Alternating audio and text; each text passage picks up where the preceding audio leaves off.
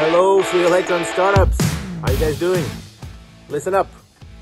We are in the middle of one of the biggest transitions in any industry that the world has ever seen. This is the energy transition.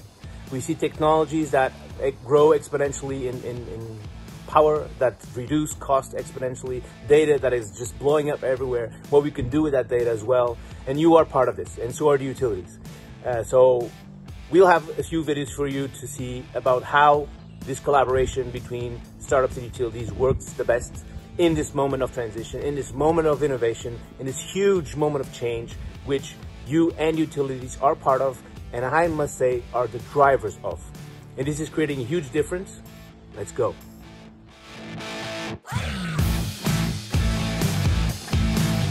I'd like to talk to you about learning and sharing. One of the things that we really enjoy with the Free Electrons program and working with startups is sitting down and having a really good conversation about things that you're doing, your roadmap, and the work that you're doing with other utilities. That's especially important to us because if you're working with other utilities delivering them value, then it gives us a lot more confidence in working with you. Conversely, it's really also important that you listen to the utilities and their requirements and their problems.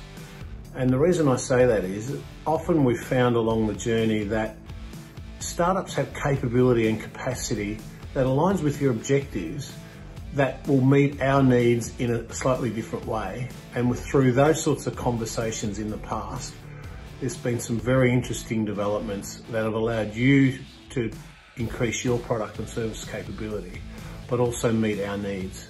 So I would really encourage you to work with the utilities, listen to the utilities, and we will enjoy working with you. Thank you. Remember that at Free Electrons you have 10 different partners with whom you have to engage with. And each utility has a different structure, and you should learn how they are organized internally. This is very important. And also, the innovation teams and the business units play a different role in each utility. Please accept all the feedback you received at any time from each utility, not only when you have a signed agreement. And don't forget that a no can become a yes during the program or even after that. Be realistic on what you can deliver. And finally, respect the others, make the most out of the relationships, and keep them alive. This is a very important part of the program.